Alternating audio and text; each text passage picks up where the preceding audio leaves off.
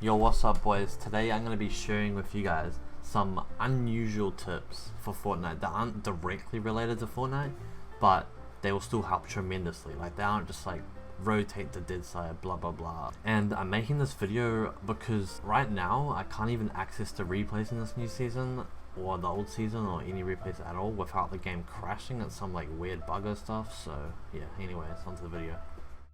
Okay, so the first tip I want to talk about is how you should always try your absolute hardest to blame yourself for like whatever happened in the game. And like an example of this is like, say like you're playing a scrim and you feel like you did everything perfectly, but then your teammate might have done something that killed you. You, instead of just even like, it is their like fault technically that you died, but you still want your hardest to figure out why it could have been your fault. Like maybe you weren't commenting that he shouldn't do that or something like that. Like you always need to find a way to blame yourself, because that's how you're going to improve the most. Because if you die in a game and there's nothing you learn from it, like what was the point? Like there's always something to learn, and you can always like improve something you did in the game, even if it didn't really look like your fault. Now I want to talk about having a personal Discord to write notes down. So I used to have this Discord, or I still do, but it's set up a bit differently now, and it's here. I've just like a personal Discord. There are people there, but that's because like I invited people like that I was playing with to like join and then write notes as well. And I have the channels down here, the old ones.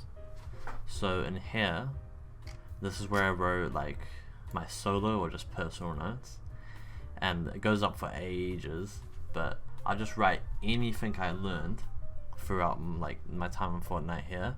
And I did make the mistake of like just most of the time just writing it and then like not really reading it again or thinking about it much, but it was still better than not, because when you write the stuff down, like you think about it a bit more.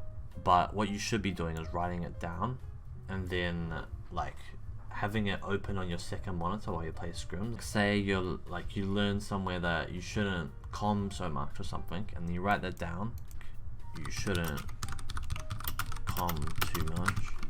Say you write this down, and then you just open this on your second monitor, and then while you play a scrim, you can keep looking over there and see what the notes you wrote, and then like actively try to implement it like into your game basically. And yeah, as well as this personal one, I had like some duo Discords. I got pretty lazy at the end, like when I was about to like kind of quit.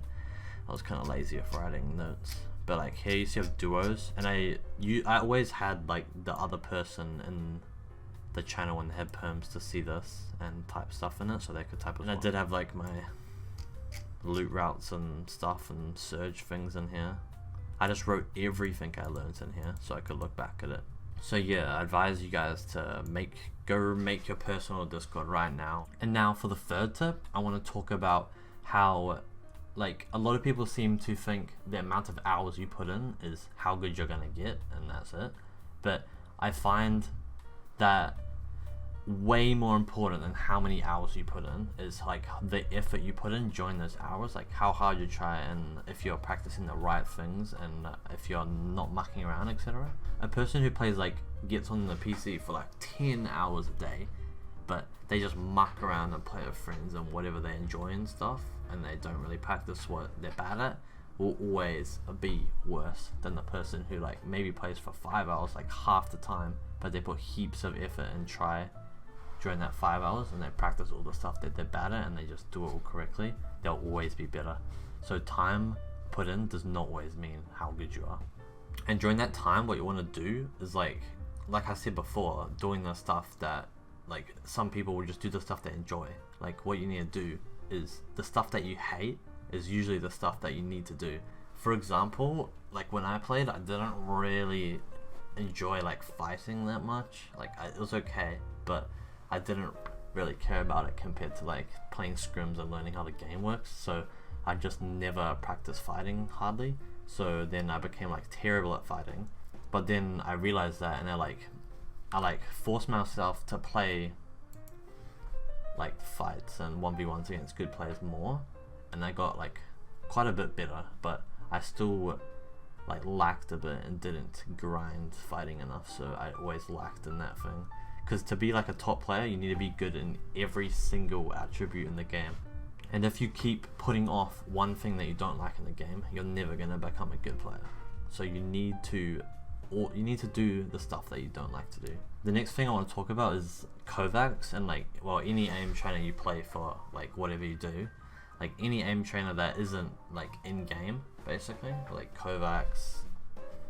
Used to be, I don't know if aim god is still a thing, but that used to be a different type of Kovacs. But anyways, what I found is you kind of like, you don't want to actually play, like from my experience, you don't want to play Kovacs like a lot before you get on. Like if you have like a routine, it takes like an hour, you don't want to do that before you play, because what happens is if you do that every single time before you play, what happens is you're gonna become reliant on playing that to be decent at the game. And if you don't play the game without that warm-up, you're gonna be really bad. And then like you get this like weird thing of like, before you play, you need to play heaps of Kovacs and like be at your like top potential and skill in Kovacs to then play Fortnite and be good. And if you do that, you just keep wasting so much time trying to warm up before Fortnite. So what I found is it's pretty good to play after you get off Fortnite, like from my experience, and to try and make sure you don't need so much warm up before you can like be at your top potential playing Fortnite. Like you can maybe just hop on for 20 minutes, like free build and 1v1 someone, and boom, you're almost near your like highest potential as a player. Because when you get on Fortnite, like you want the most amount of time of you playing Fortnite to be when you're at your peak like skill level, or like warmed upness, if that's a word. And because if you're at your like very top of your skill level and you're playing, you're not gonna make any mistakes that you already have learned to avoid, right? So you're gonna be improving the most if you're at your peak and playing the game. So you want to be near that peak as much for as long as possible. Okay, for the next tip I'm going to talk about is to not make Fortnite your life. Like, this may sound like an insult or something, but if you like base your life and focus around the game you're trying to become good at, for example Fortnite, what tends to happen is once you play the game, because it's like all you do and all you think about, you become like more nervous and more scared and like make less risks and stuff while you play, which is bad. But when you like are like at the top level of the game, of any game you play or anything you do in life, like you kind of do have to be obsessed with it and like play it a lot or do it a lot of your day. Like a kind of is your life, like mostly, if you are like a top level. But what you want to do is try to do stuff outside of that, like basic stuff, like go to the gym, like go for runs, like meet with friends all the time, like school or like any other hobbies. You need to be doing other stuff outside your life that you enjoy, because once you do that, like when you play Fortnite, like you will have like kind of less care or nervousness about the game, and you will tend to play better. That's what I found.